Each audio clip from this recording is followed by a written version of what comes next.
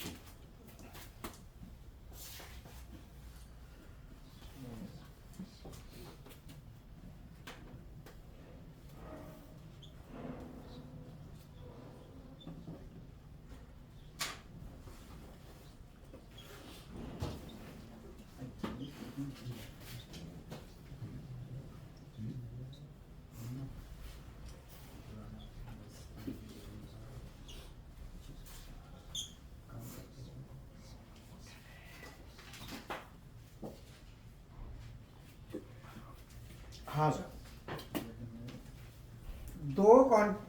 Reverse forward starter में दो contactor लगेंगे, एक फॉरवर्ड और एक रिवर्स के लिए, ठीक है। तो मैं यहाँ पे दो कॉन्टैक्टरों की वायरिंग कर रहा हूँ। उसी तरीके से आपने जैसे प्रैक्टिकल करना है तो आप प्रैक्टिकल कर सकते हैं। ड्यूअल स्टार्टर रिवर्स फॉरवर्ड 1 बजे आ जाएगा जब तक क्लास चल रही है। तो यहाँ पे उधर और इधर दोनों तरफ मिला के प्रैक्टिकल आप करना चाहें तो कर सकते हैं, ठीक है ना। अब कनेक्शन कैसे करना है ये समझ लो। रिवर्स फॉरवर्ड स्टार्टर का सबसे पहले एमसीबी लगाना जरूरी है, क्योंकि अगर आप एमसीबी लगाएंगे तो एमसीबी लगाने से क्या होगा कि एक तो आइसोलेशन का काम करेगी और दूसरा ट्रिपिंग कर जाएगी। अगर मान लो शॉर्ट सर्किट कंडीशन आती है तो एमसीबी ट्रिप करेगी। अगर कंडीशन शॉर्ट सर्किट आती है तो एमसीबी ट्रिप कर जाएगी और ओवरलोड में भी ट्रिप करेगी, पर ओवरलोड के लिए तो ओवरलोड रिले ज़्यादा सुइटेबल रहती है। तो हम एमसीबी से जो ट्रिपिंग लेते हैं वो शॉर्ट सर्किट की लेंगे, ओवरलोड की ट्रिपिंग हम नहीं लेंगे। तो हम क्या करेंगे, एमसीबी को ज़्यादा रेंज की लगा देंगे। जैसे मान लो हमारा मोटर है, मोटर का करंट कल हमने निकाला था 2.55 है ना, तो हमने ओवरऑल लगाई थी 1.6 से 2.5 की। तो एमसीबी इस रेंज की नहीं लगाएंगे, एमसीबी हम लगा देंगे सीधी 10 एम्पियर, क्योंकि ट्रिपिंग में तो हमने ओवरऑल लगा दी। तो एमसीबी का जो ओवरलोड ट्रिपिंग है उसको हम यूज ही नहीं करेंगे। हम केवल शॉर्ट सर्किट कंडीशन के लिए एमसीबी का यूज करेंगे। ओवरलोड के लिए तो हमारी ओवरलोड रिले लगी हुई है, लेकिन क्वेश्चन ये आता है कि जो हमारी ओवरलोड रिले हमने लगाई है, ओवरलोड रिले जो लगी हुई है वो हमारी ट्रिपिंग ओवरलोड कंडीशन में करेगी। अब यहाँ पे एमसीबी में ये जो सिंबल आपको दिख रहा है ये दोनों प्रोटेक्शन को इंडिकेट करता है। एक करता है शॉर्ट सर्किट को और एक करता है ओवरलोड को। ये दोनों प्रोटेक्शन इसके अंदर है एमसीबी में, दोनों। तो ये प्रोटेक्शन जैसे एक तो ये इस तरह से है और एक इस तरह से है। तो अब ये दोनों जो प्रोटेक्शन है अलग अलग, एक ओवरलोड का है और एक शॉर्ट सर्किट। तो ये आपने ओवरलोड रिले में देखा होगा, ओवरलोड रिले में ऐसा सिंबल आता है ये वाला। जैसे हम यहाँ लगाएंगे, मान लो ओवरआर हम लगाएंगे तो ये जो सिंबल, ये जो है सिंबल, ये OL आता है, इसका मतलब ओवरलोड का ये हो गया और ये शॉर्ट सर्किट का होगा, ध्यान रखना, ठीक है। तो अब यहाँ पे मैंने OLR लगा दी, ओवरलोड रिले। अब ओवरलोड रिले हमने लगा दी। अब ओवरलोड रिले का हम क्या करेंगे, यहाँ पे कनेक्शन करेंगे। तो यहाँ पे R फेस और ये Y और ये B, ये 3 फेस मैंने ले लिया। अब इसका कनेक्शन कैसे करना है ये समझना है। तो मैंने क्या किया कि K1 कॉन्टैक्टर लिया, K1 कॉन्टैक्टर से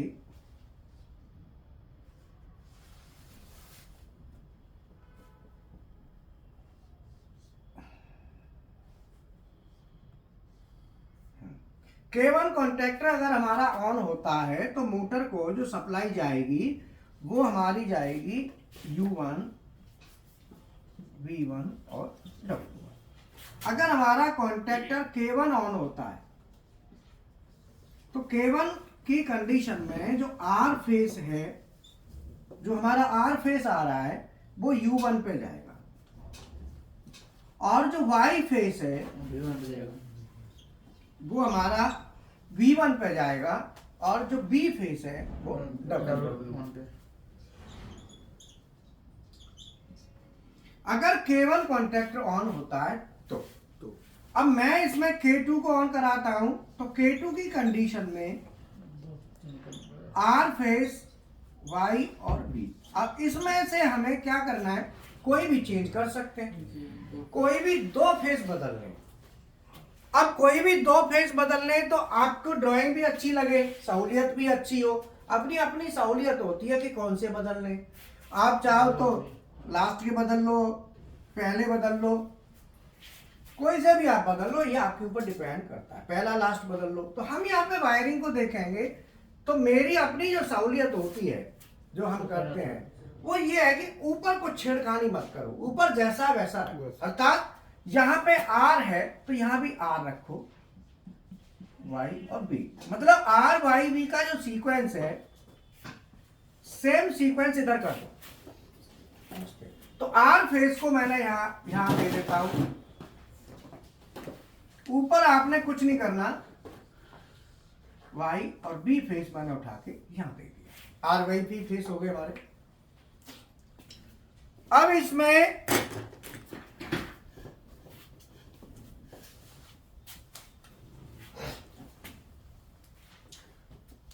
अब यहां जो आउट गोइंग साइड है कॉन्टैक्टर की, यहां पे चेंज करना है। तो R में हमें कोई चेंज नहीं करना, R में हमने U1 ही देना है। आवाज नहीं, R में हमें U1 ही देना है, R में कोई चेंज नहीं करना। तो मैं R को एज इट इज यहां लगा देता हूं।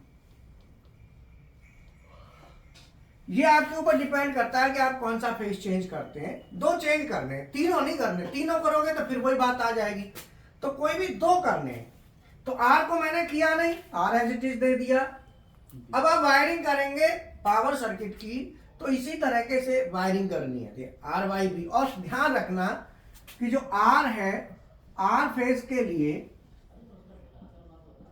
आपको जो वायर है वो रेड कलर की यूज करनी है, ये भी ध्यान रखना है। आपने कोई दूसरी तार मत लगाना उसके लिए, रेड कलर की वायर आपको वहां मिल जाएगी, केवल वही आप यूज करेंगे। और वाई फेस के लिए येलो, आपको येलो ही तार लेनी है, ये ध्यान रखना है। और बी फेस के लिए ब्लू, इसका कलर चेंज नहीं होना चाहिए, ये इसकी पहचान होती है, इससे आइडेंटिफिकेशन हमको मिलता है कि भाई कौन सा फेस हम कहां पे यूज कर रहे हैं। ये हमें आइडेंटिफिकेशन, और रेड कलर देखते ही हम समझ जाएंगे कि इसमें आर फेस आ रहा है। अब यहां मैंने यहां ये चेंज नहीं किया, बट इन दोनों को मैं चेंज करूंगा। तो यहां पे W1 और ये V1,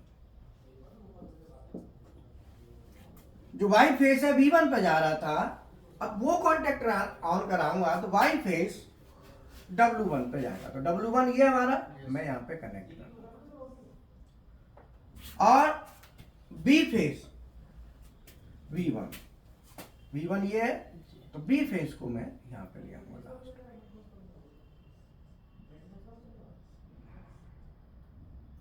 मतलब सीधा है कि हमने पहले फेज में आर फेज में कोई चेंज नहीं करा, वाई और बी में चेंज कर दिया, तो ये हमारा पावर सर्किट हो गया रिवर्स फॉरवर्ड स्टार्टर, जिसमें OLR भी लग गई और ये हमारी मोटर है। तो ये 3 फेज मोटर है।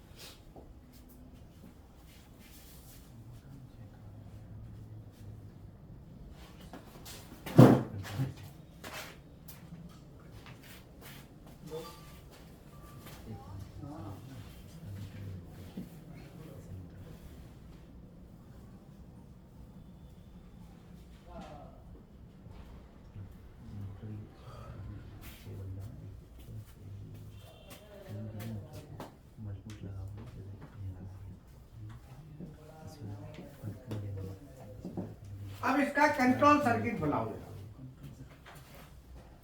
बनाओ कॉपी पे, कंट्रोल सर्किट डिजाइन करो।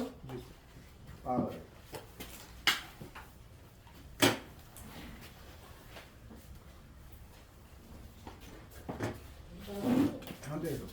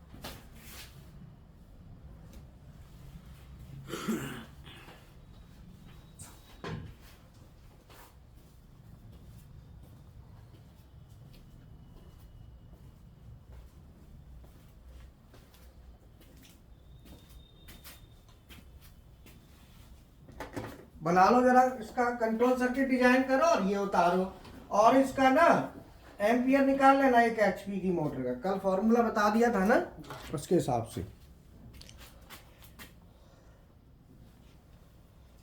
रिकॉर्डिंग तो यही है ना।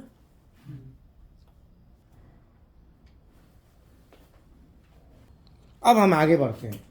तो अभी आप लोग डिसिप्लिन को बना के रखना प्लीज, कोई डिस्कशन आपस में ना करें, मेरे साथ कितना भी करो, नो प्रॉब्लम। अब इनका कहना है कि इसका रिलेशन क्या है। अब ऐसे भी स्टूडेंट है जिन्हें ये नहीं पता ये दोनों चीज आपस में कैसे रिलेशन में है, क्योंकि पहले देखा ही नहीं कभी। जो पहली बार देखेगा वो कहां से समझ जाएगा बताओ। तो अब मैं आपको बताता हूं कि रिवर्स फॉरवर्ड जो स्टार्टर होता है, रिवर्स फॉरवर्ड स्टार्टर में क्या होता है बेसिकली,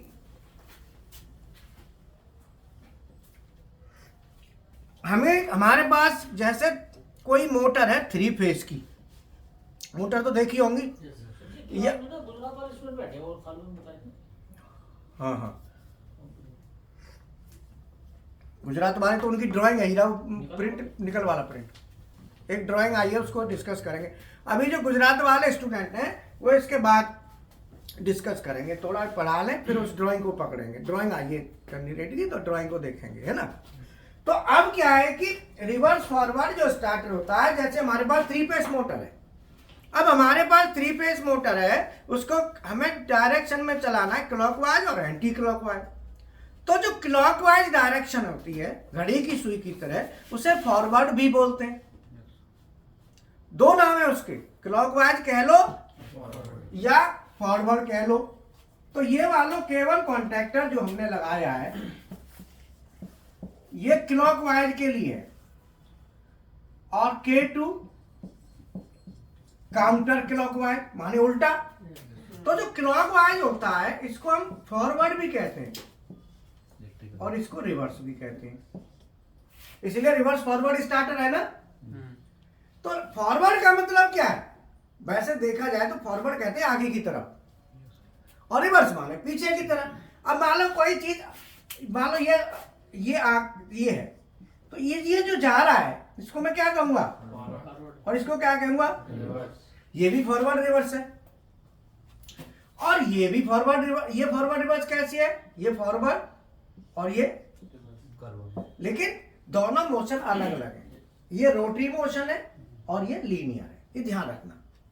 तो रिवर्स फॉरवर्ड दोनों में होता है, रोटरी मोशन में भी होता है और लीनियर में भी होता है, दोनों मोशन में रिवर्स फॉरवर्ड होगा। तो जो हमारा रिवर्स फॉरवर्ड स्टार्टर है वो हमारा रोटरी मोशन के लिए बनाया है। और जो सिलेंडर होता है हाइड्रोलिक वाला, वो लीनियर का रिवर्स फॉरवर्ड है, जो हम हाइड्रोलिक सिलेंडर फ्राइडे में करेंगे, ठीक है।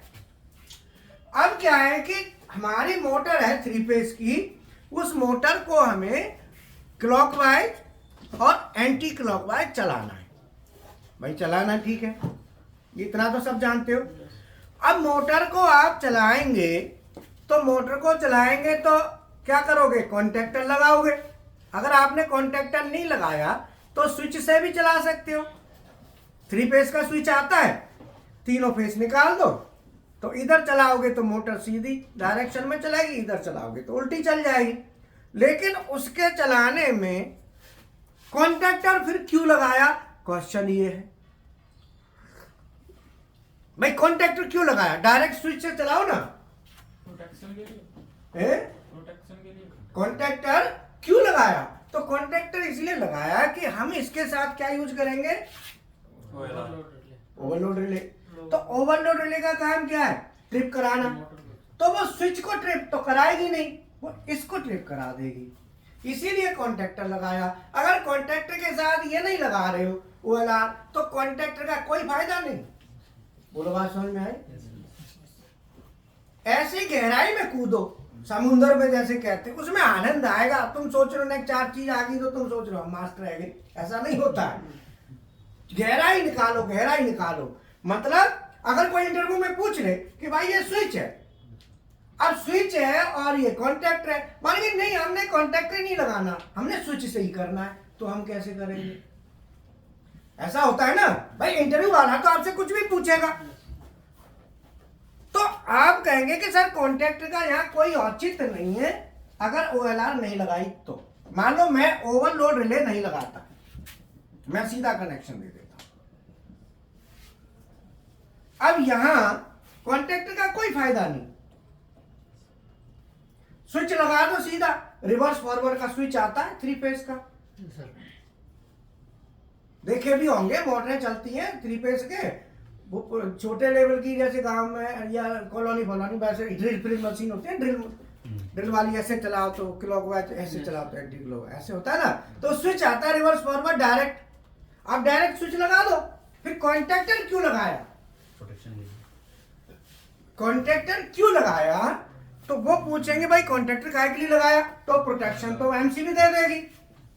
कॉन्टैक्टर क्यों लगाया, फिर क्वेश्चन यही है।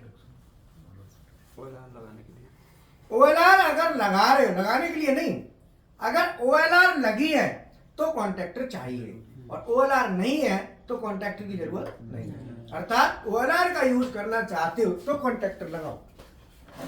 अब आप यहाँ पे वायरिंग करेंगे, OLR नहीं लगाएंगे तो वो कॉन्ट्रैक्टर का मायने नहीं करेगा, फिर वो तो डायरेक्ट स्विच से भी कर दो। अब देखो वो मोटर चलती है हाइड्रोलिक वाली, वो MCVC है ना सीधी, कहाँ वहां कॉन्ट्रैक्टर नहीं है ना, बोलो। जब वहां कॉन्ट्रैक्टर नहीं है तो एक रिस्क हो गई, हुई कि नहीं हुई भाई, कॉन्ट्रैक्टर तो है नहीं उसमें, तो हम कॉन्ट्रैक्टर क्यों लगाएंगे? तो कॉन्ट्रैक्टर लगाने का रीजन है कि यहां पे बेसिकली क्या होता है कि OLR अगर लगाइए तो कॉन्ट्रैक्टर लगाना है। अब आप कॉन्ट्रैक्टर लगाओ, क्योंकि OLR आपने लगा दी। पहले ये बताओ कॉन्ट्रैक्टर की यहां नीड क्लियर हुई, बोलो, हुई कि नहीं? अब OLR लगा दी तो OLR को ये कॉन्ट्रैक्टर क्या कराएंगे? ट्रिप कराए। OLR क्या कराएगी? कॉन्ट्रैक्टर को ट्रिप कराएगी। तो मैंने ओवरलोड रिले, तो इसका सर्किट बनाना है तो मैं सबसे पहले क्या करूंगा कि भाई ओवरलोड रिले लूंगा सर्किट में। तो जब हम सर्किट बनाते हैं तो वहां पे दो लाइन ऐसे बनाते हैं, ध्यान करो। इससे दो हमारे जैसे मान लो एक सिंपल जो न्यू स्टूडेंट है, जिन्होंने न्यू ज्वाइन किया है, वो इतना जानते जरूर होंगे। मैं फॉर एग्जांपल बता देता हूं, यहाँ न्यूट्रल है और यहाँ फेस है। मैं बता, इतना तो सबको पता है, ये सब जानते हैं, सबने देखा है। अगर मैं ये स्विच है S1 और ये लाइट है L1, अगर मैं स्विच ऑन करता हूं तो फेस हमारा आगे जाएगा और लाइट तक जाएगा, लाइट को ऑन कराएगा, ये सबको पता होता है। तो ये इसी को बेस मानते हुए मैं क्लास को आगे बढ़ाता हूं, जिससे हर स्टूडेंट का मन इधर लग जाए कि मैं पढ़ रहा हूं यार, मेरा पहला दिन है, पढ़ले पड़ेगा कि नहीं पढ़ेगा। तो वो ये देखता है तो सोचता है पढ़ेगा, तो इसीलिए उसके लिए ऐसी चीज सामने दिखाओ जो उसने आमूमन देखी हो, आमूमन यूज करी हो। तो हमारी ये लाइट है, ये स्विच है, देखो अब ये सिंपल लाइट और स्विच है, तो ये सब जानते हैं इसको, बोलो।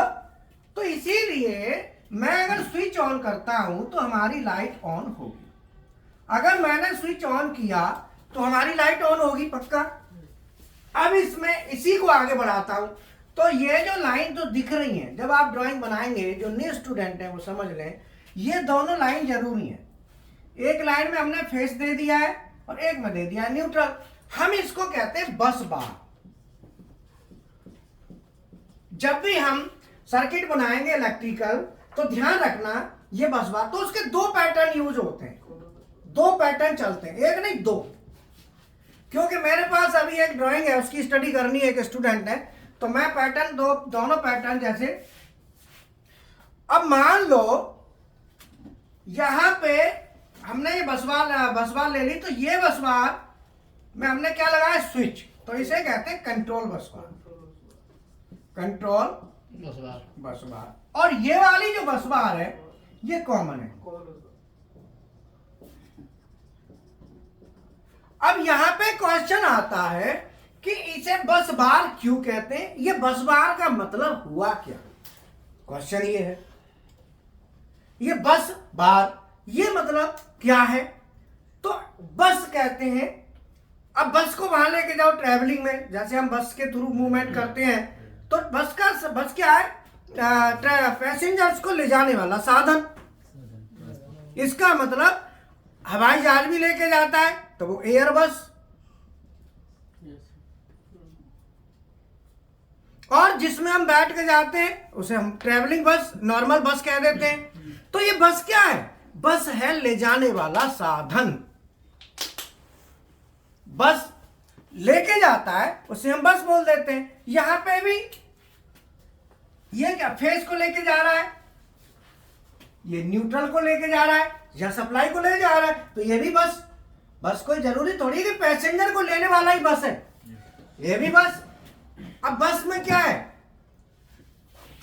कोई वायर हो सकता है, केबल हो सकती है। तो ये क्या है हमारा, न वायर है न वायर और केबल है, तो इसका कॉमन नाम दे दिया बस वायर, बस केबल, ऐसे तो कई नाम देने पड़ेंगे, तो उसका नाम दे दिया बस बार। बार माने रॉड, समझ में आया, एक कॉमन नाम दे दिया। तो आपको ये क्लियर हुआ जो बस बार है ये है क्या, ये क्लियर हुआ। कोई पूछे कि what do you mean by बस बार, ले जाने वाला साधन। बस बार क्या है, इलेक्ट्रिसिटी को ले जाता है, उसे हम बस बार कहते हैं।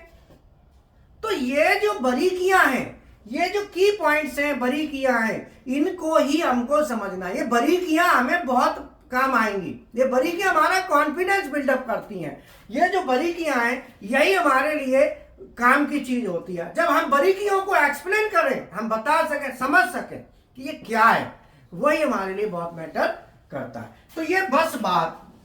अब कंट्रोल, कंट्रोल क्यों कह रहे हैं, क्योंकि ये जो फेस है वो स्विच के थ्रू कंट्रोल हो रहा है। भाई हमने स्विच लगाया ना, तो हमें इसीलिए इसका नाम रखा कंट्रोल बस बार, और इसका रख दिया कॉमन। कॉमन क्यों रखा, ये सबके लिए कॉमन वायर देगा। तो ये जो है ना न्यूट्रल, यहां पे क्या है, कॉमन। हम फेस कंट्रोल फेस को कर रहे हैं। तो इस तरह के कंट्रोल को हम कहते हैं सोर्स टाइप कंट्रोल। ये हमारा कंट्रोल सोर्स टाइप कहलाता है। जब हम ज्यादा वाली वोल्टेज को कंट्रोल करें, ज्यादा वाली को, और कम वाली को ना करें, डायरेक्ट दे दें, तो वो सोर्स टाइप कहलाता है। सोर्स कहते हैं ज्यादा, सोर्स माने जो दे रहा है, सोर्स मीन जो देने वाला है, वो सोर्स टाइप कंट्रोल है। दूसरा होता है अगर मैं यहां पे न्यूट्रल लगा देता और यहां पे फेस लगा देता, तो मैं यहां पे न्यूट्रल लगा देता और फेस लगा देता, तो क्या हुआ, खाली न्यूट्रल फेस चेंज हुए, लेकिन ये चेंज नहीं हुई, ये यही है वो वही है, इनमें कोई चेंज नहीं है, केवल सप्लाई के पॉइंट चेंज हुए, तार भी वही है। तो हमने न्यूट्रल जब इधर किया तो हम कंट्रोल यहां पे न्यूट्रल को कर रहे हैं। और अगर हम न्यूट्रल को कंट्रोल करते हैं तो न्यूट्रल होता है कम वाली वोल्टेज, लेस, और कम वाली वोल्टेज को अगर कंट्रोल करते हैं तो उसे सिंक टाइप कहते हैं। जैसे पानी है, तो पानी का प्रेशर होता है, तो पानी का प्रेशर जब हमारा आता है तो जिस लाइन में प्रेशर आता है वो कहलाती है प्रेशर लाइन। और जहां पे आप हाथ धोते हो और जहां पे पानी इकट्ठा होता है, जहां पे आप हाथ धोते हो, जहां पे पानी जो इकट्ठा होता है उसको आप सिंक बोलते हो। क्यों बोलते हो सिंक, क्योंकि वहां पे प्रेशर लो है। ये चीजें ही आदमी को आगे बढ़ाती है, डेवलपमेंट करती है, माइंड का डेवलप करती हैं। ये सब चीजें जब जाती हैं तब लगता है कि यार मैं कर लूंगा, तब आदमी कहता है मैं कर सकता हूं। हमारे वीडियो देख के यूट्यूब पे जब देखते हैं कि कैंडिडेट क्या है, उसमें आपको पता है कितनी मेहनत होती है एक वीडियो में, कितना हार्डवर्क और कितना आपको करना पड़ता है, तब जाके तो आप लोग ऐसे। इसीलिए बात क्लास को मजबूत बनाना है, तो जब मैं आ जाऊं चुपचाप ऐसे बैठ जाओ जैसे माइंड कहीं से नहीं, सीधा अटेंशन दे दो, किसी से चू चपड़ कुछ भी मत करो, बातचीत मत करो, चुपचाप बैठ जाओ। और जब तक बैठे रहो, जब तक क्लास चले और आपके दिमाग में कोई क्वेश्चन क्रिएट हो तो तुरंत क्वेश्चन नोट करो और हाथ खड़ा कर लो। मैं समझ जाऊंगा आप पूछना चाह रहे, कोई दिक्कत नहीं, आप पूछो, लेकिन तरीके से। ऐसा नहीं कि आपने डायरेक्ट हाँ सर ये चल रहा है बीच में टोक दिया, चलने दो, नोट करो, हाथ खड़ा कर दो, मेरे से मैं बताऊंगा। इसमें आप हजारों क्वेश्चन इसके अंदर निकल सकते, हजारों। अब आप लगा लो कि कितना मटेरियल कितना होता है, आप सोच भी नहीं सकते, मैं भी नहीं सोच सकता। एक एक चीज की कितनी गहराई होती है। और मास्टर किसे कहते हैं, जो ज्यादा से ज्यादा गहराई में कूद सके, बोलो। हाँ, तो ये जो है ना, तो इस पैटर्न में मैंने स्विच यहाँ लगा दिया, तो स्विच क्या कर रहा है, इसको कंट्रोल कर रहा है, तो इसको हम कहेंगे इनपुट। कंट्रोल करने वाले को इनपुट, और ये जो लाइट है इसे हम आउटपुट कहते हैं। इसके लिए जो जितने भी न्यू स्टूडेंट हैं जिन्होंने एडमिशन लिया है, वो कौन सा पेज है हीरा, पूछ लो इनमें से, पता है 9 पेज है टोटल। ये पूछना इनमें से कौन सा, ये मैं उसी को स्टडी कराऊंगा फिर।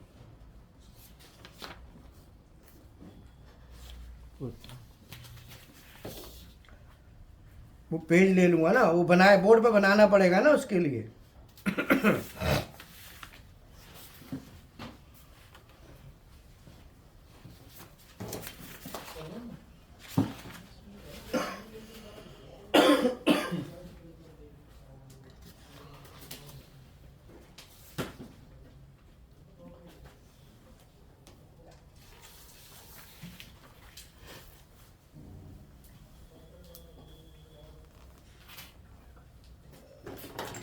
ये समझ में आ गया। अब मैं लगे हाथ आपको साथ ही साथ एक पैटर्न और बता देता हूं। ये सब आपके पास जो पीएलसी की बुक है, बुक में सब ये दिया हुआ है। बुक दिखाना।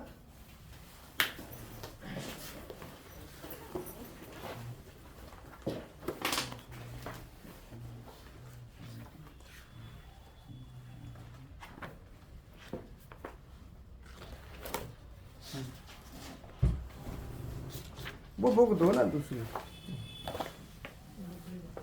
हाँ। देखो ये खड़ का पेज एकदम आ रहा है ना कंट्यान। हीरा एक बार चाय और पिला दी उधर। ये देखो ये है, इनमें हीरा पेज वेज तो डलवा दिया। ये देखो ये हॉरिजेंटल बस पैटर्न और ये वर्टिकल बस पैटर्न। तो हॉरिजेंटल वाला ऐसे चलता है और ये वर्टिकल है। तो वर्टिकल वाला हमने स्टडी किया था, अभी हम हॉरिजेंटल वाला करेंगे। तो मेरे पास एक ड्राइंग आई है, ये ड्राइंग हॉरिजेंटल बस पैटर्न पे ड्राइंग है। ये देखो,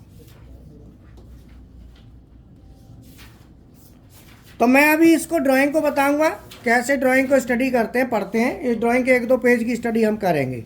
हमारे पास भी ड्राइंग है, वो वर्टिकल बस पैटर्न वाली है। किताब में देखो पेज नंबर पता नहीं इसमें क्या है, वैसे ही देखो हीरा पेज नंबर लिखवा दिया कर भाई। ये देखो ये वर्टिकल बस पैटर्न है, लास्ट में जाके।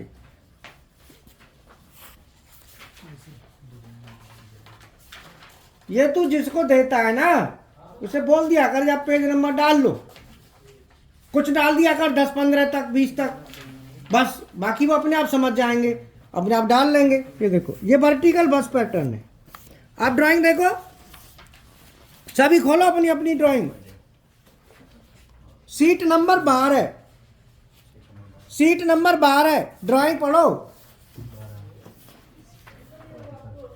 सीट नंबर 12 ये लो। और दिखाओ। हाँ ये वर्टिकल है आपका, सही है। ये देखो, हाँ ये वर्टिकल बस बार पैटर्न है। देखो ये वर्टिकल। अब मैं हॉरिजेंटल भी बताता हूँ आपको। हॉरिजेंटल की ड्राइंग ये है। हॉरिजेंटल की ड्राइंग होती है ऐसे। तो हमारे जो पैटर्न 2 तरह के होते हैं। ये होता है हॉरिजेंटल बस पैटर्न, इसकी जो बस बार है वो ऐसे है। ये पैटर्न आपको बहुत कम मिलेगा, वर्टिकल ज्यादा मिलता है। क्योंकि आप पीएलसी में लेटर बनाते हो वो वर्टिकल में होता है। हॉरिजेंटल वाला आपको बहुत कम मिलेगा, लेकिन मैं आपको बता देता हूं हॉरिजेंटल वाला। तो ये वाली जो बस बार है इसे कंट्रोल बस बार कहते हैं, और जो नीचे वाली है इसे कॉमन कहते हैं।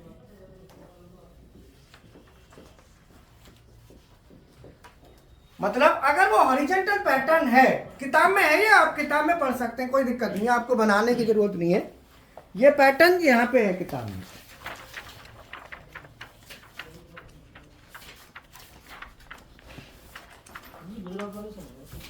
गुजरात वाले लाओ, क्या कह रहे हैं वो कर रहा हूँ हेलो, स्पीकर ऑन कर दो। Hello, hello sir, good morning sir. Good morning sir. हाँ सर, ये मैंने जो भेजा है वो मैम को मैंने एक्चुअली सर ये जनरल नंबर 1 का दिया है, मतलब भेजा है। उससे पहले मैंने वो पूरा तीनों जनरल का ही भेजा था। एक्चुअली सर क्या है कि एसीबी इसमें क्लोज कैसे होगा और ओपन कैसे होगा, और दूसरा सर क्या है कि जैसे मैं मेन स्विच बोर्ड से स्टार्ट करता हूँ तो स्टार्टिंग सोलवेंट कैसे उसको ऑन करता है, फ्यूल और सोलवेंट उसके बाद कैसे ऑन होता है वो सर। रुको मेरी बात, अरे एक बात सुनो, पहले रुक जाओ ना। ये देखो, रुको अभी बता रहा हूँ। ये देखो, ये ओरिजिनल बस पैटर्न है जो मैं बनाऊंगा वहाँ। ये देखो सामने, अरे शुरू में सर आप बहुत आगे चले गए, शुरू में और 10-15 पेज पे ही सुनो। हाँ सर बोलिए। हाँ, तो ऐसा है कि पहले जो है ना हम एक एक करके पेज पकड़ेंगे। अब एक साथ तो पूरा कैसे पकड़ लेंगे बताओ? तो सर सबसे पहले तो एसीबी क्लोजिंग सर्किट देखेंगे सर। तो सर मुझे पेज नंबर बताओ कि ये वाला पेज पकड़ो सर। सर पेज नंबर उसमें सेकंड नंबर होगा सर, सेकंड नंबर। हीरा देख लो, बात है। ये second G12 sir, G12। G12 हाँ G12। उसमें एसीबी का सर दिया हुआ है, एसीबी क्लोजिंग। हाँ ऐसा है, एक एक करके पकड़ेंगे, एक संग थोड़ी पकड़ लेंगे पूरे। क्यों जी? हाँ ठीक है। तो मैं पहले एक पेज लेता हूँ, जो आपने कहा मैं पहले उसी को लेता हूँ, उसी के साथ स्टडी करेंगे, है ना? तो पहले मैं ये ड्राइंग बना दूँ, फिर उस पेज को लेता हूँ, ठीक है सर? ओ नहीं, और बोल।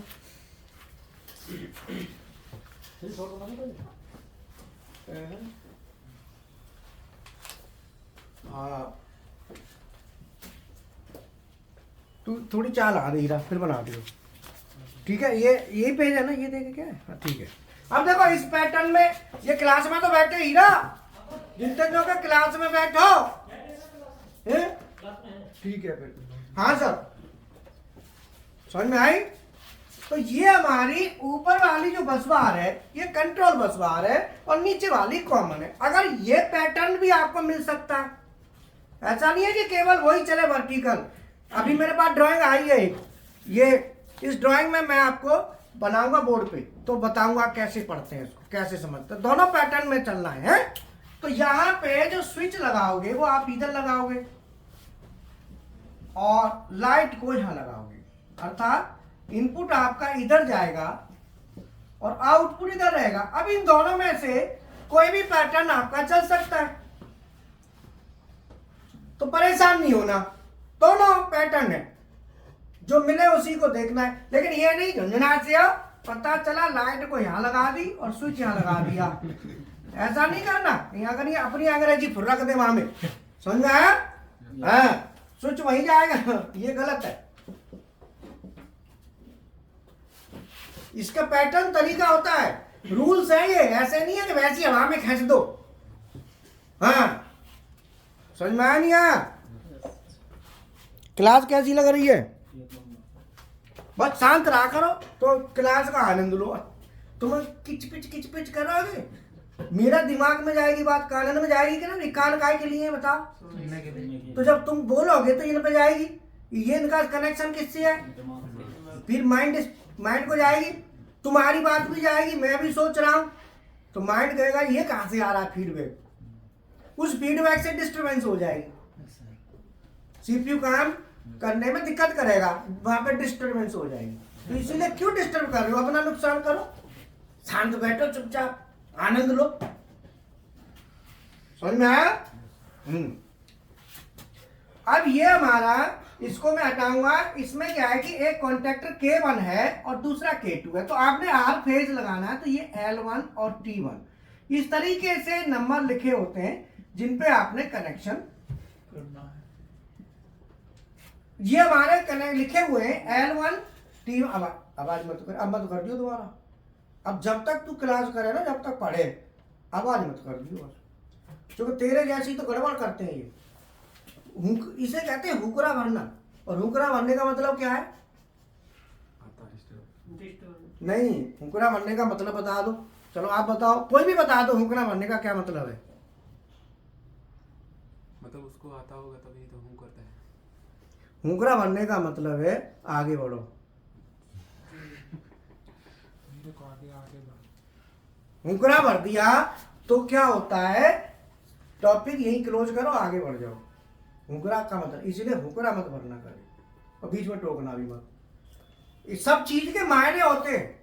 मैंने कहा ये ऐसे, और हाँ ठीक है सर, तो मैं आगे, ठीक है, कभी भी हुकरा मत भरो, चुपचाप रहो, क्योंकि तुम्हें तो समझ आ गया, दूसरे को नहीं आया। तुम्हारे हुकरा से दूसरे का बोलो नुकसान होगा ना। तो बहुत सी चीज है, इनके मायने है, आप उसके मायने बताएंगे ना क्यों है। अब डिस्टर्ब करोगे तो उससे कितना नुकसान होता है दूसरे का। तुमने देखी है चीजें, दूसरे ने तो शक्ल ही नहीं देखी, पैसा वो भी खर्च कर रहा है, तो सबको आनंद ले लो। अब यहाँ पे L2 T2, अब देखो तुम्हारा मन करेगा कि हम भी कुछ बोले, ऐसा ना, मन करे करने तो बोलना मत।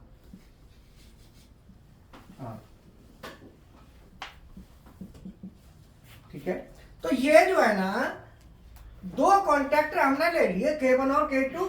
ये दोनों कॉन्ट्रैक्टरों का जो एनो कॉन्ट्रैक्ट्स हैं, इसके थ्रू हम 3 फेज मोटर को चला रहे हैं। तो जब हम 3 फेज मोटर को इन दोनों कॉन्ट्रैक्टरों से चला रहे हैं, तो ये कॉन्ट्रैक्टरों से मोटर चल रही है, तो इसको कहेंगे पावर सर्किट। अच्छा, पावर सर्किट वह सर्किट होता है जो मोटर या हीटर की सप्लाई के लिए होता है। तो यहाँ पे ये मोटर के लिए है, इसीलिए इसका नाम पावर सर्किट। इसमें कोई डाउट तो नहीं है किसी को। अब आता है कंट्रोल सर्किट। कंट्रोल सर्किट वह सर्किट होता है जो पावर सर्किट को कंट्रोल करता है। कंट्रोल पावर सर्किट वह सर्किट होता है जो मोटर की सप्लाई को कंट्रोल कर रहा है। कंट्रोल सर्किट वह सर्किट है जो पावर सर्किट को कंट्रोल कर रहा है। अर्थात पावर सर्किट में कॉन्टैक्टर की कॉइल, K1 K2 जो कॉन्टैक्टर हैं, इनकी जो कॉइल है, इनके लिए जो सर्किट बनेगा वो कंट्रोल सर्किट होगा। तो जितने भी स्टूडेंट हैं जिन्होंने न्यू एडमिशन लिया है, वो 15 क्वेश्चन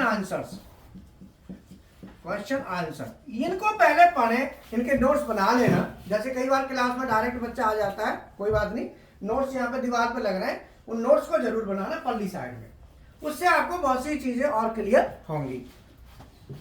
अब यहाँ पे जब हमें मोटर चलानी है, ये 3 फेज मोटर है, तो कॉन्टैक्टर K1 और K2, अब मुझे क्या करना है, इनकी कॉइल ऑन करानी है। इसके लिए मुझे कंट्रोल सर्किट बनाना है।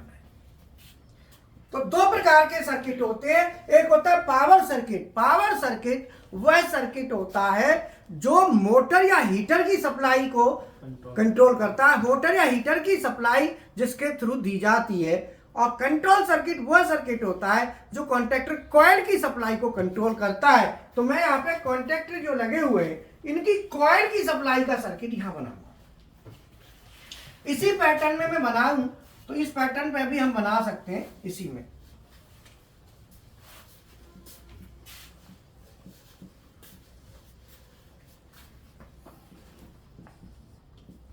अगर मैं इस पैटर्न में बनाता हूं तो इसका यह प्रोसीजर होगा। ये हमारा PB1 और K1, PB1 press, K1 on and hold. मैं होल्डिंग यहां पे, PB1 press, K1 on and hold, मैंने होल्डिंग यहां दे दी। इस पैटर्न में बनाता हूं तो वो ऐसे ड्राइंग बनेगी, और वो पैटर्न पे बनाता हूं तो वो वैसे ड्राइंग बनती है। तो इसके अलग अलग पैटर्न होते हैं ड्राइंग के। अब हीरा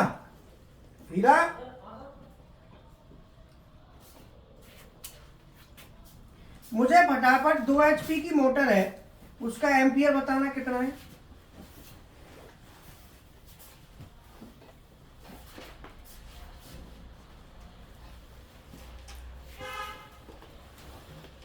इसका फॉर्मूला है, आपने फॉर्मूला यूज करना है, P बराबर √3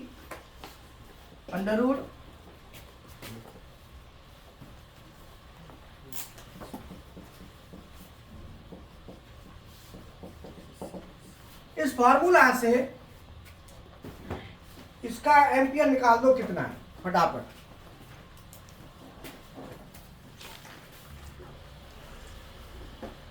जीना क्या कहाँ निकालनी है। शॉर्ट बनाना है मोटर का।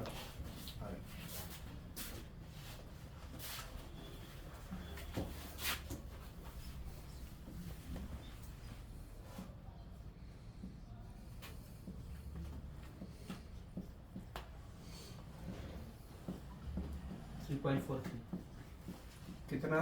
3.43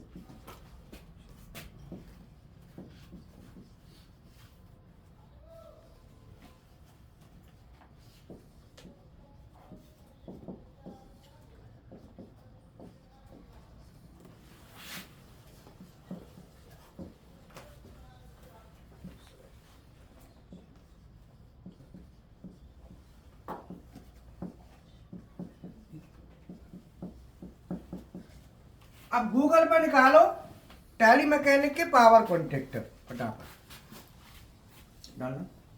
tally mechanic Snyder power contractor range.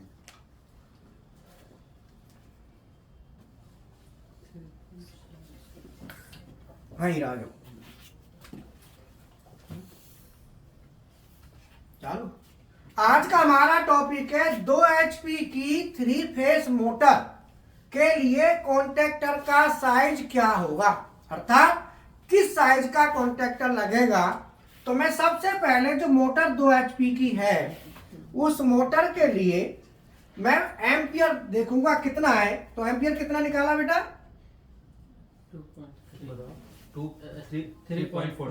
3.43 ampere.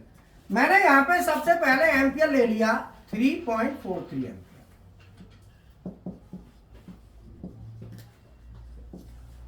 Ampere ले लिया। अब मुझे चाहिए कि भाई मेरे को यहाँ पे मोटर के लिए कॉन्ट्रैक्टर लगाना है। क्या चलाना क्या है? मोटर। तो मोटर चलाने के लिए जो कॉन्ट्रैक्टर लगेगा वो लगेगा AC3। आपको कॉन्ट्रैक्टर लेना है वो लेना AC3। और AC3 में एम्पियर कितना लेना है? तो एम्पियर मोटर का एम्पियर देखो, उस मोटर के एम्पियर का कर दो डबल, 2 से 2.5 गुना। तो 3.25 है ना, तो वो 3.5 दूनी 7। 7 का कोई कॉन्ट्रैक्टर आता नहीं है। तो यहां पे लगेगा AC3 9 एम्पियर या AC3 12 एम्पियर। मतलब ज्यादा का बेशक हो, कम का नहीं होना चाहिए। AC3 रेटिंग में 9 एम्पियर का कॉन्ट्रैक्टर हम 2 HP की मोटर के लिए लगाएंगे। ठीक है ना? ये मोटर रखी है, इधर दिखाना। ये 5 HP की मोटर है स्टार डेल्टा के लिए, वो आगे की है। तो अलग अलग HP की मोटरें हैं, तो इनके प्रैक्टिकल के लिए हम लगाते हैं। ठीक है ना?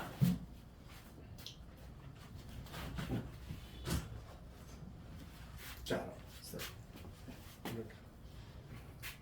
ठीक है। ये कितने का?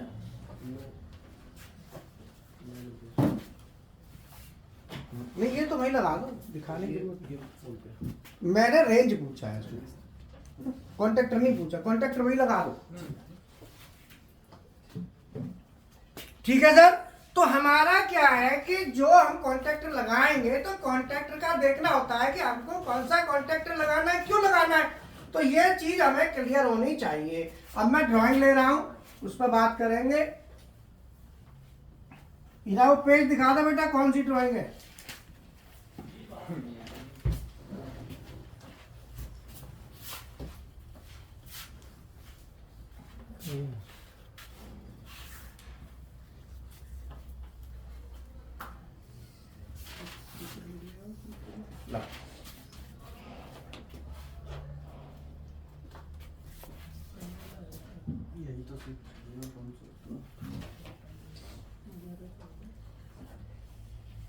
ये क्या लिखा है? बता करिए।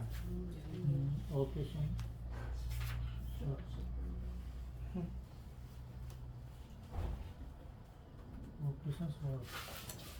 ये और ये कंट्रोल और ये क्लोजिंग, ये सीबी क्लोजिंग। ये क्या है? मैं ना एक डब्बा सा बना रहा हूँ, तो इसमें बताइए।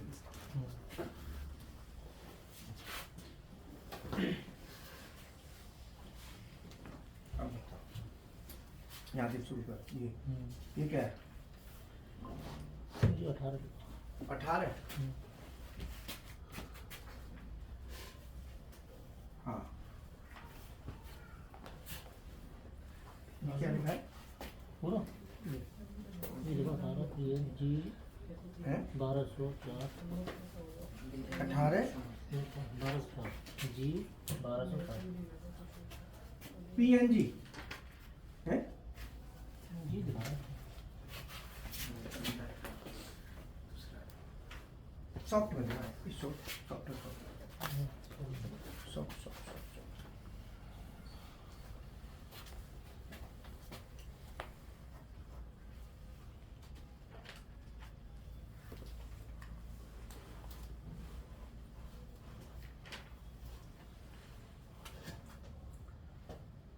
हम कोई दिक्कत नहीं।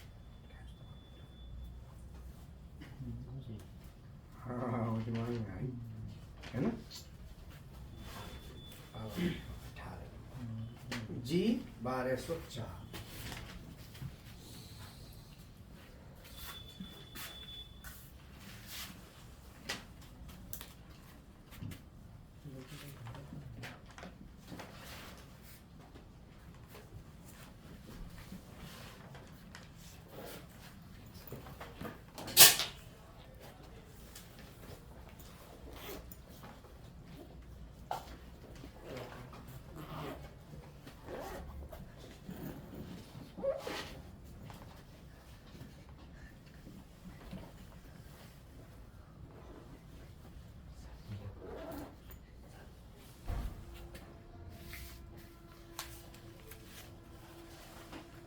चुरा हो ढंग से समझ नहीं हो।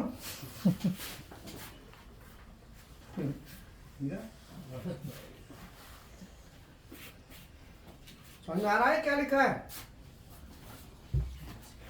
अभी नहीं आ रहा होगा।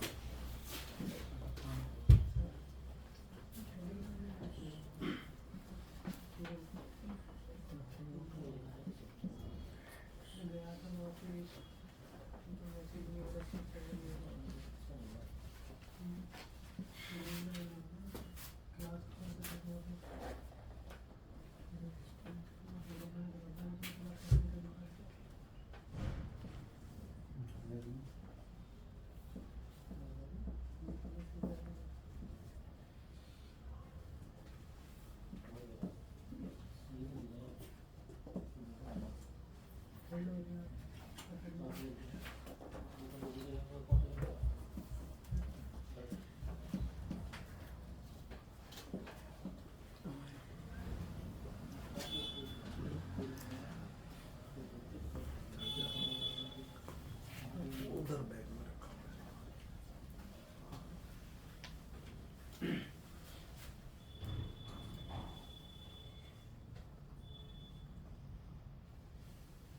हीरा तो गड़ा कहाँ हो पेड़ी बाय हो। जी 12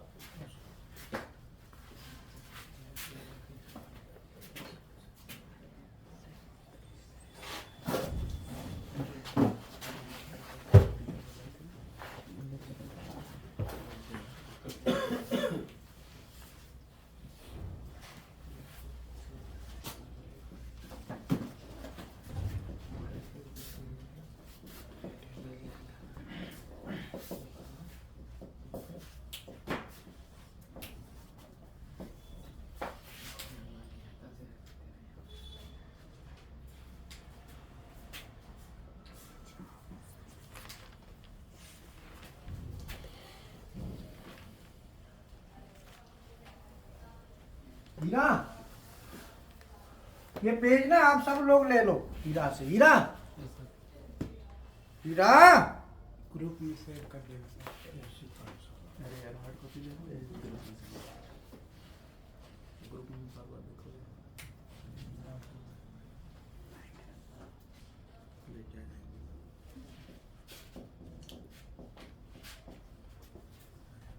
हीरा आएगा ना मैं अभी ग्रुप में डलवाता हूँ। ये आप देखते जाओ इसको जो पॉइंट आ रहे हैं ना इनको कैसे ड्राइंग पढ़ते हैं वो आपको भी समझ में आ जाएगा। ठीक है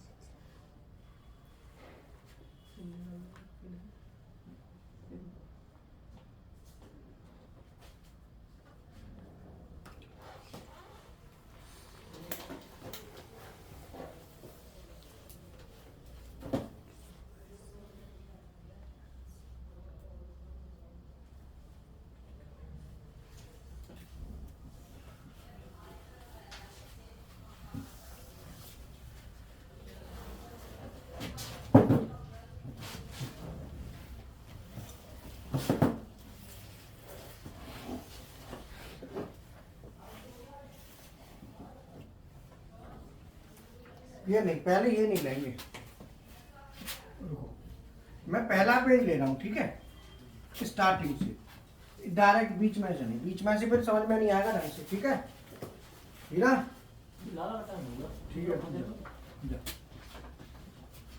और थोड़ी देर हम तो छोड़ के जाओ भाई, तो छोड़े लाला तो लेके आ जाएगा थोड़ी देर में। पेज ग्रुप में डालेंगे। हाँ हीरा, ये पेज ग्रुप में भेज देगा, हाँ कैसे भेजेगा? उसी से भेजा जाएगा, आप कर लो थोड़ी देर भेजो। चलो अब तो तुम्हें जरूरत नहीं है, मैं खुद ही बना रहा हूँ, ठीक है। यहाँ पे RST ड्राइंग जो है ना, how to read electrical drawing, electric drawing हम कैसे करते हैं, इसके लिए RS और T।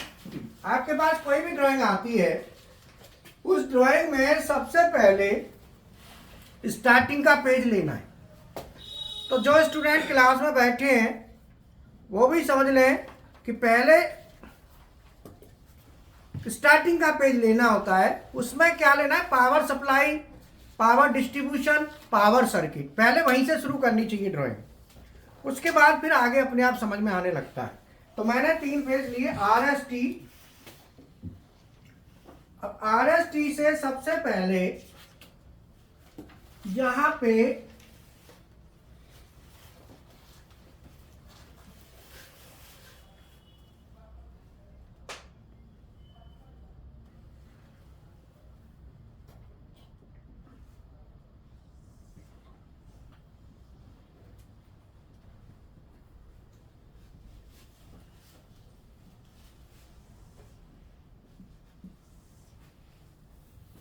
हेलो,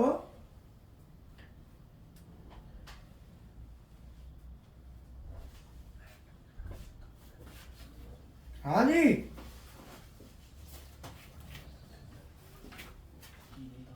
हाँ मोहित, नमस्ते नमस्ते बेटा, बोल ना अभी लाला लेगा, अभी आ जाएगा, थोड़ी देर में करा दूंगा।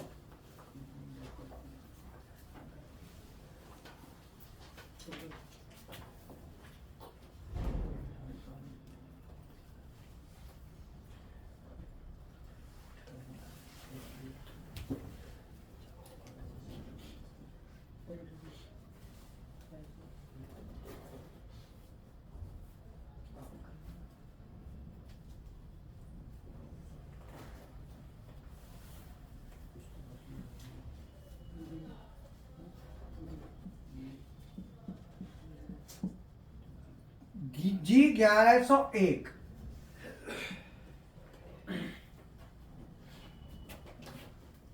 और ये हमारा गया G1101 सीधा यहाँ पे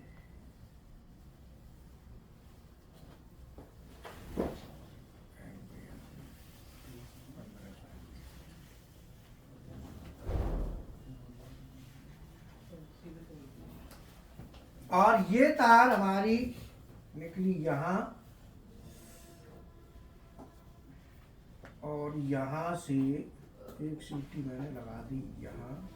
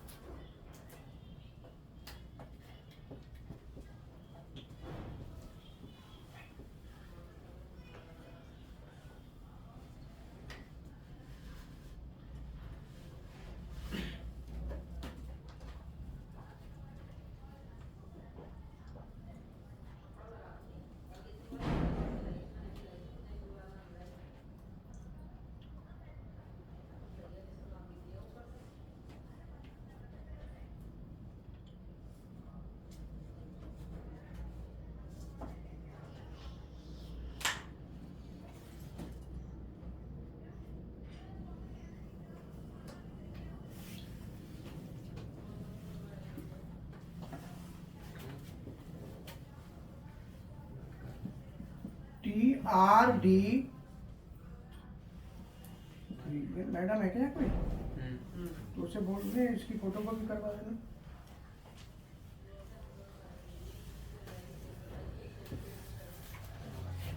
मनीषा फोटोकॉपी की है बेटा इस पेज की फोटोकॉपी वो ना शॉर्ट में भेज दियो, बस ग्रुप में डाल दियो।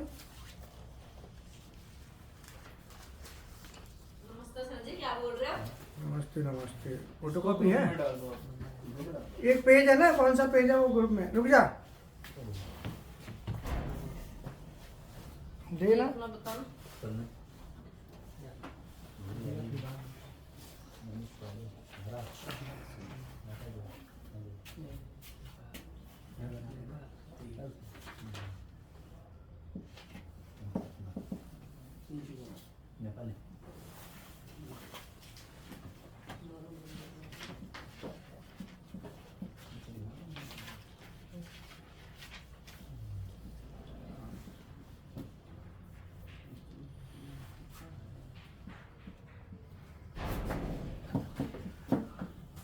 ये देखो,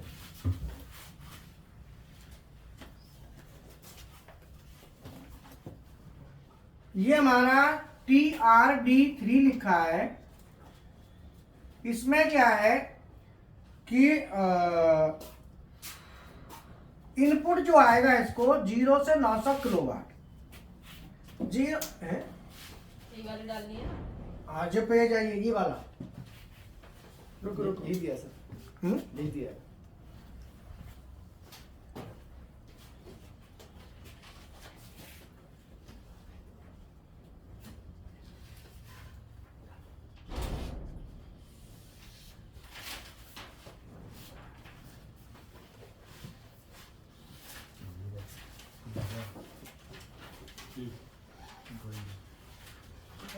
इधर से बोलो।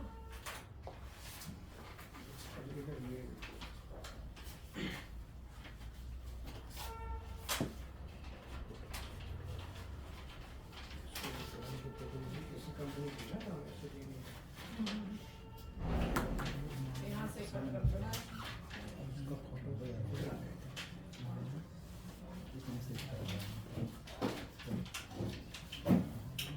यहाँ की लाइट नहीं जलती, ठीक है?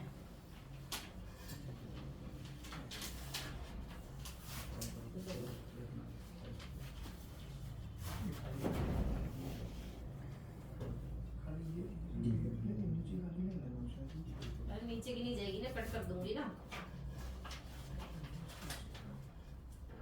इसे साइड में कर दो ना, ऐसे कर दो।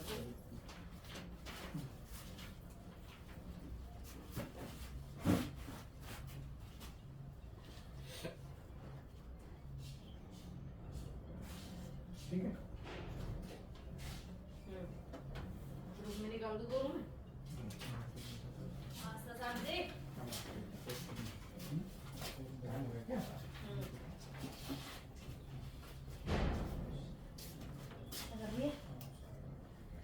हाँ सर,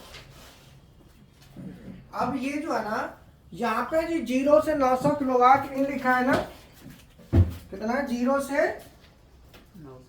900 किलोवाट इन, और जो आउट है वो कितना है 420, तो ये एनालॉग निकालेगा। अरे यार ये तो बंद हो गया, अरे हीरा का मोबाइल तो बंद हो गया। कौन सी वाली?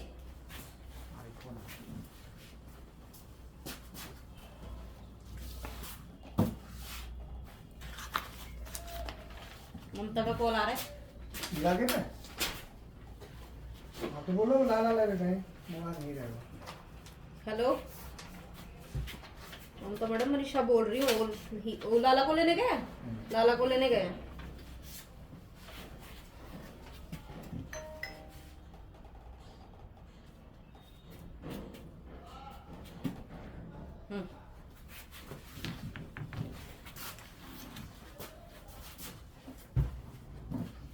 कितना है ये?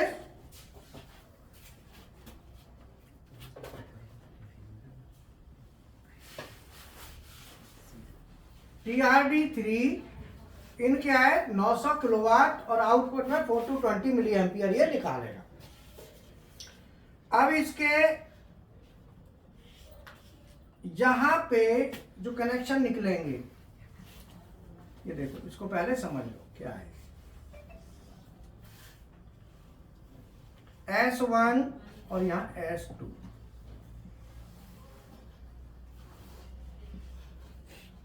G1301, G1301 1301 और G1302, ये दो तार निकली, इसमें आ रहा है फेस और इधर से न्यूट्रल।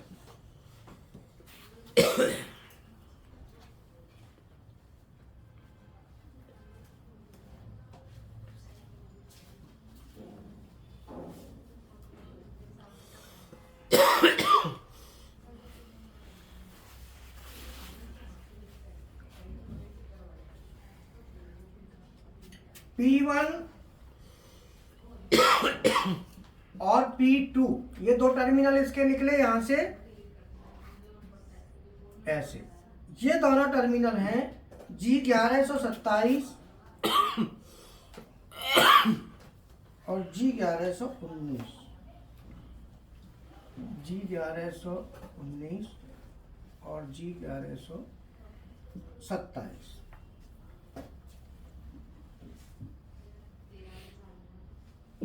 R और S और P3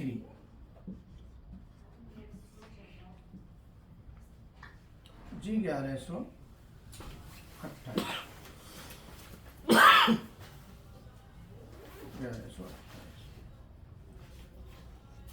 RS T।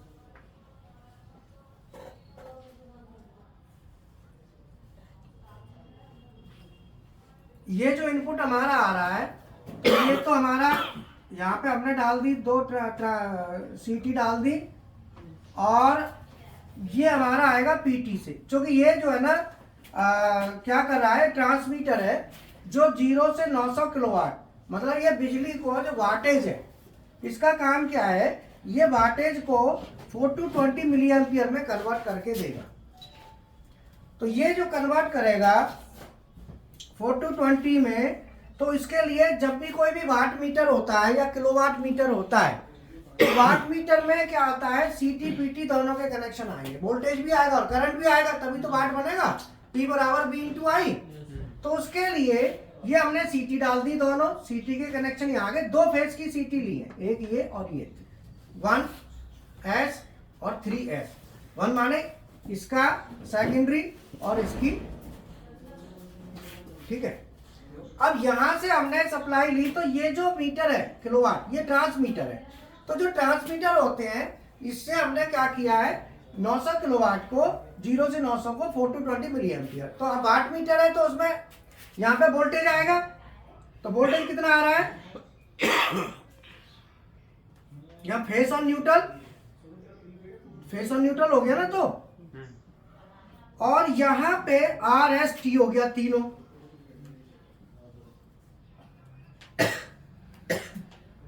RST हो गया, और यहाँ पे तीनों फेस हो गए ना RST, और नीचे लिखा है DB15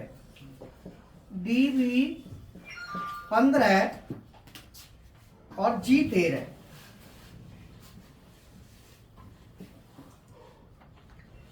अब मैं आगे बढ़ता हूं इसको 1102। अब ये नंबर कितने हैं इस पे,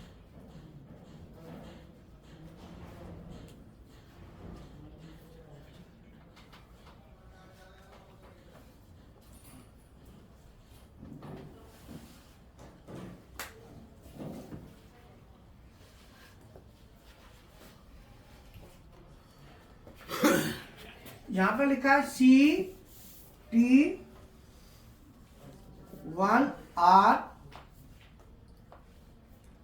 और CT1T, ये CTR और TT है, और ये CT कितना है 40 VA की है, और 1500 डिवाइडेड बाई 5 एम्पियर, 1500 बटे 5 की ये CT है करंट ट्रांसफार्मर। एक दो लगा दी। तो हमने क्या करा, ये जो 3 फेज आ रहे हैं, ये 3 फेज हमने लिए और ये 3 फेज हमने आगे बढ़ाए। तो यहाँ CT लेके ये जो है ये हमारा 4 to 20 मिली एम्पियर में कन्वर्ट करके दे रहा है। अरे तो फिर बंद हो गया मनीषा, तो बंद हो गया।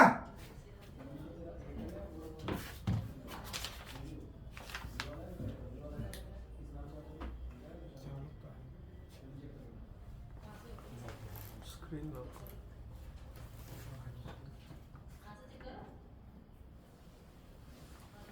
इसको दिखाना, दूसरा तो ये है ना, खुलवाना इसको, खुलवाना थोड़ा। अब एक ड्राइंग को पढ़ने का समझ लो कि ड्राइंग को पढ़ने के लिए एक एक पेज को पकड़ना होता है। पहले एक पेज को पूरे को पढ़ो, फिर दूसरे पेज पर जाओ, डायरेक्ट बीच उसमें आपको समझ में आने लगेगा कि कौन सी चीज काय के लिए लगी है। तो अब ये हमारा क्या है, ये किलोवाट को एनालॉग कंट्रोल कर रहा है ना, 4 to 20 में कन्वर्ट कर रहा है। तो अब इसमें हमारा यहाँ से RST फेज आ गए। अब यहाँ पे हमें क्या स्टडी करनी है मुझे भी नहीं पता, मैं भी देखूंगा ड्राइंग में कि ये जो लिखा रहता है ना, जैसे नंबर है जी 1102 1105 2 है ना, ये 5 है, ये सब हमको अब देखना पड़ेगा ये क्या चीज है। वायर के नंबर है ना, ये किस तरीके से उन्होंने डिजाइन की है, वो दिमाग लगाना है, इसमें दिमाग लगा के फिर इनको स्टडी करना है। तो कोई भी ड्राइंग आएगी ऐसा नहीं है ड्राइंग एक जैसी, सब ड्राइंग एक जैसी नहीं होती, सब में अलग अलग मिलेगा, बस दिमाग का इस्तेमाल करना है उसमें, कॉन्सेप्ट सब में वही चीज होगी, ठीक है। और जितनी भी ड्राइंग आएगी कोई रटी रटाई ड्राइंग नहीं होती, सब अलग अलग होती है, कोई किसी से किसी का लेना देना नहीं होता, समझ में आया।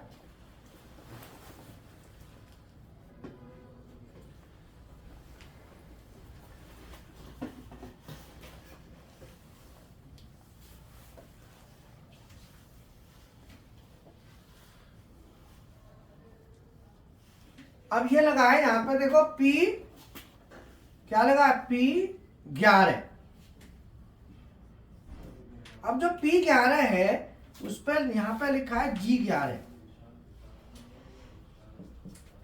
और यहां पे लिखा है AC 110 वोल्ट, और ये हमने P का मतलब यहां पे PT से होगा आई थिंक, अभी मैंने भी एग्जैक्ट देखा नहीं है बट मैं समझ रहा हूं PT लगी होगी क्योंकि 110 वोल्ट आ रहा है, तो 110 आ रहा है तो PT के थ्रू ही आ रहा होगा। फिर अब मैं P11 देखेंगे, P11 कहाँ पे है, 110, ये है G11 वायर नंबर, तो उसे देखेंगे। पहले हम इसी को कवर करते हैं, ठीक है।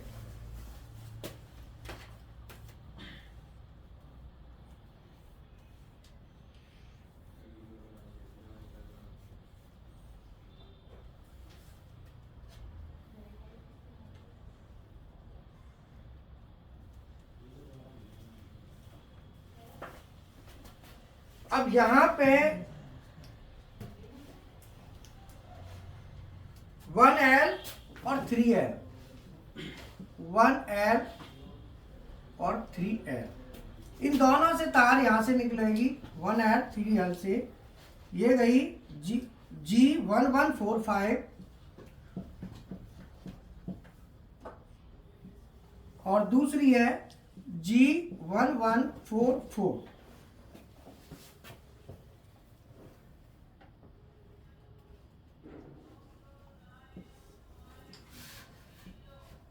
वन एस और 3S,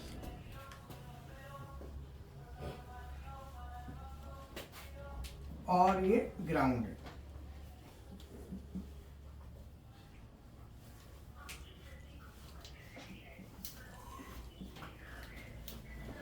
P001 मतलब पहला बार ग्राउंड कर अर्थ बना दिया इसे। और यहां पे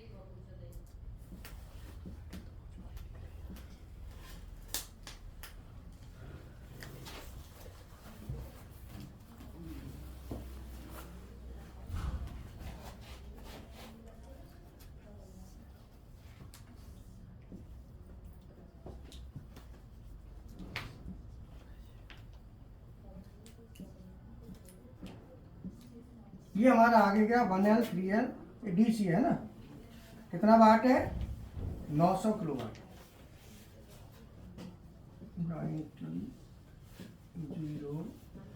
900 किलोवाट।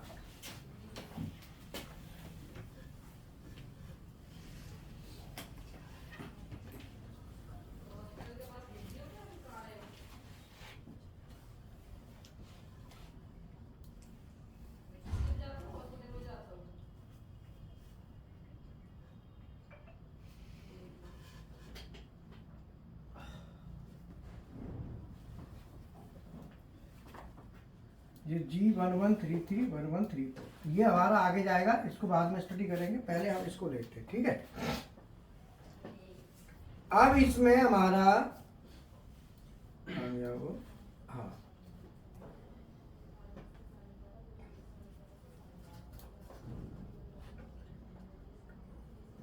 11231124 क्या नंबर है 27।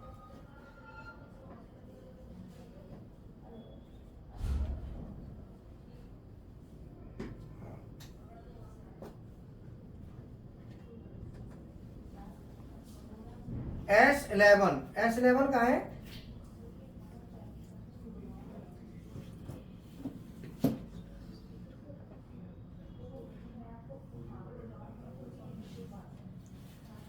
S11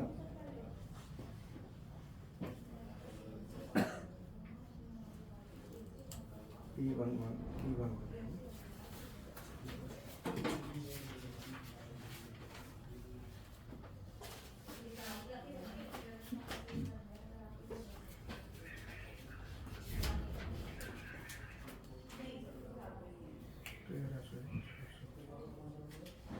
अब देखो नीचे इसमें वो बनी हुई है ड्राइंग एक। अब हमें क्या देखना है यहाँ पे, सबसे पहले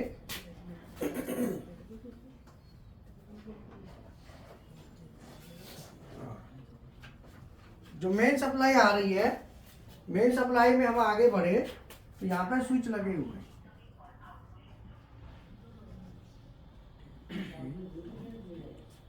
ये आगे गई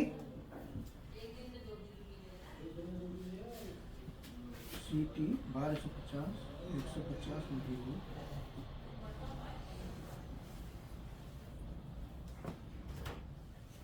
AC, ये हमारी ACB है।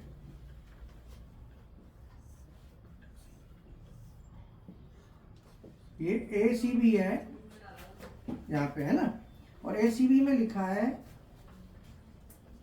CT 1250 oblique 150 millivolt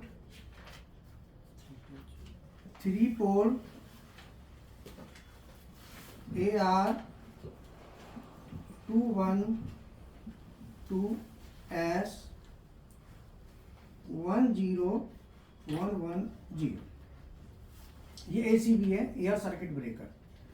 air circuit breaker के बाद हमारी डीजल जनरेटर। उसके बाद सप्लाई आगे गई, ये जा रही है डीजल जनरेटर को।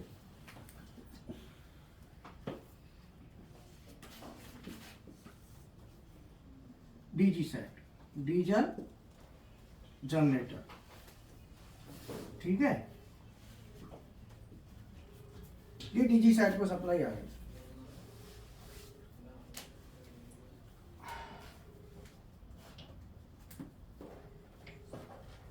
तो यहाँ से सप्लाई जो है ना चलेगी, और एसी भी हमने लगा दी। एसी भी लगा के फिर हमने यहाँ से S11 RST। अब यहाँ से अगली वाली जो है ना स्टडी एसी भी,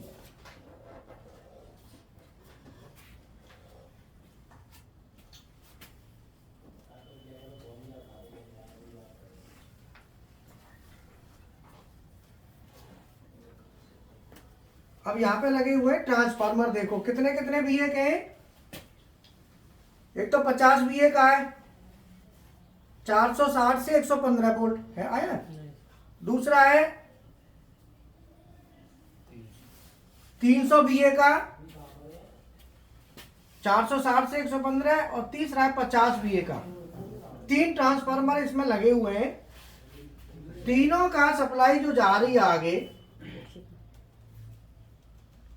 G12 क्या है, G12 AC 110 volt, 100 GP12, GP13 और GP14, GP12, GP13, GP14 है ना। अब इनको आगे हम देखेंगे कि ये सप्लाई आगे कैसे कैसे डिस्ट्रीब्यूशन हो रहा है। भाई सप्लाई बन गई है, तीन ही है ना। 2 सिंगल फेज की है, 1 3 फेज की है ना। तीनों ही 115 वोल्ट में, तीनों 115 में ना। तो तीनों को हम स्टडी आगे करेंगे, इसमें लेंगे। तो बाकी इसका मैं जो राया बच्चा है ना, वो कल मैं लूंगा इसको। आज इसको एक बार देख के मैं वर्कआउट कर लेता हूँ, ठीक है ना। हाँ, तो कल मैं लूंगा, चूंकि तुम्हारा समय खराब क्यों करूँ। इसको मैं वर्कआउट कर लूंगा। पहले इतना यहाँ तक समझ लो, आगे का तुम्हारे पास गया हुआ है ना ये। कल मैं फिर इसको आगे स्टडी करूंगा, फिर बताऊंगा ये सप्लाई कौन सी कहाँ कैसे है। अब इतना हमें यहाँ तक हमारा हो गया, एसीबी का ये सर्किट हो गया, और ये हमारा। अब ये आगे के सर्किट को कल हम फिर देखेंगे इसको, ठीक है ना। चलो, अब आप रिवर्स फॉरवर्ड स्टार्टर का वायरिंग जिसने करनी है, एक मोटर यहाँ लगी है, एक वहाँ लगी है। तो अभी वो आने वाला है प्रैक्टिकल के लिए बंदा, उसके साथ लग के अपना। लेकिन कलर का ध्यान रखना, जो तुम्हें कलर लेने हैं, कलर वही होने चाहिए, रेड येलो ब्लू। कलर में चेंज नहीं होना चाहिए, ध्यान रखना। इसमें सर RST लिए हैं। देखो जब सप्लाई हमारी चलती है ना, तो जब हमारी सप्लाई जनरेटर से जाती है स्टार्टिंग में, तो वो हमारी जो शुरू में होती है वो सप्लाई होती है L1 L2 L3 या RYB। लेकिन सप्लाई जब किसी भी आगे बढ़ती है, किसी जैसे एसीबी से आगे गई, एसीबी है ना ये, तो आगे जब जाएगी तो फिर उसका कोडिंग बदल जाएगी, सेम कोडिंग नहीं रहती। जब भी हमारी सप्लाई चलती है, हमेशा वो आगे जैसे जैसे NONC या कोई भी टर्मिनल आते हैं, उसके कोडिंग बदलती चली जाती है। जैसे BFD है, तो BFD को दे रहे हैं वो L1 L2 L3, लेकिन BFD जो निकालेगी मोटर के लिए वो RST होता है, जो निकलता है कहीं से, वो RST में निकलेगा। और जो कोई लेगा वो L1 L2 L3 इस तरह लेगा, निकालेगा तो वो RST में निकालेगा। जैसे यहाँ पे AC भी है, RST में निकाल दो। हाँ बताओ, ये TRD पीरा किलो क्लास ओवर कर। TRD3 जो है सर, ये ट्रांसमीटर ये कैसे काम करता है? ट्रांसमीटर क्या है कि ये 900 किलोवाट का है। तो 900 किलोवाट की जो कंजप्शन होगी